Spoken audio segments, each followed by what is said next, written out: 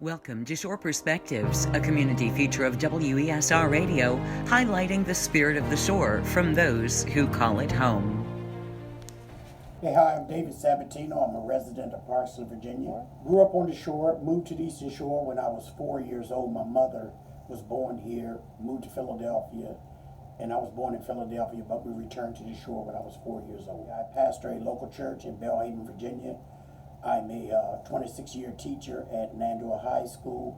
I'm also an author and trainer as well. Inspirational speaking, and I've served on several councils and several organizations here in the shore, but I do a lot of training and inspirational speaking, telling some of my story and some of the things that I've overcome and how I overcame. Well, one of the things is back in 1984, I was actually shot in my back and was partially paralyzed on my left side.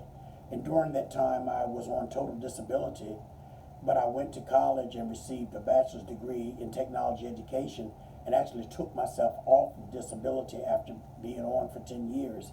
And now, as I was saying earlier, I've been teaching now for 26 years. First of all, that we need to develop an action plan. That's one of the things that I talk about all the time, having a vision and an action plan, and seeing yourself in a better position than what you're in, and recognizing that it can only be temporary if you come up with a plan and a strategy to move forward. But the truth is that wherever you are, whatever you're in, if you can come up with the strategy and a plan and can see yourself in a different place and start moving towards it, things can really change. What sort of thoughts do you have on us overcoming as a community? Well, first of all, when I think about Dr. King, I think about his courage, because he took stands during a time when it wasn't very popular. And that was in all segments of the community, because he was a very peaceful person. He believed in nonviolence. There were some people that disagreed with that strategy. And then also, too, as he was moving and organizing and moving people forward, also, too, there was a group of people that didn't like that either, because there's something to be said about unity. When people work together, there are just many things that they can get accomplished. And one of the things that Dr. King was very good at, and it was, as a matter of fact, he was a mastermind at, and that was unifying people and strategizing and getting them to move in the same direction. I see some movement in unity, having been an individual who grew up here in the 60s and can remember the time when there were certain towns here on the Eastern Shore where you did not want to be late at night. I can remember some towns that we rode through that you didn't want to stop at the stop sign late at night, especially if you saw groups of people gathered there. And I can just remember that as an African American. But now I am seeing now that there are more and more people that are working together. There's still some people who are still kind of holding the hard line. But I do see more people that are working together and looking, and seeing that we have more things in common than we do different. What role do you think faith plays in all of this? And I believe it has a major role, considering especially those of us who profess to be Christians. We recognize that Jesus is the only way. So there is no separate God and no separate path for people of different ethnicities. We all have to come through Jesus Christ. And I believe that once we realize that and understand that in the body of Christ we're all one, even though we may not look alike, even though we may not always function in the same capacities, we're still one in the body. And so I believe faith is very important, especially when we consider unity, because that's the one thing that we can all say that we do have in common.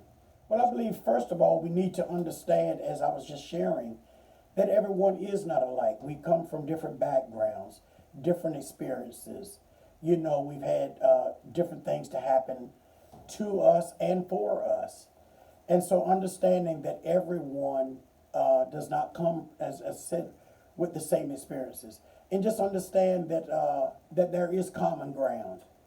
And that what we need to look for is the common ground. Regardless of who you are, we all cry when we hurt. We all bleed when we're cut. All of us as parents, I really believe, at least the vast majority of us, want to see our children do well, want to see them grow, want to see them prosper, want to see the next generation do better than they did. Those are things that we all have in common, and we all recognize that education is one of the avenues and one of the ways to rise.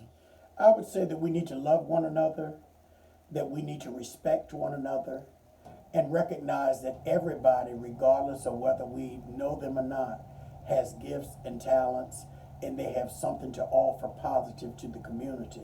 That's one of the things that I've learned.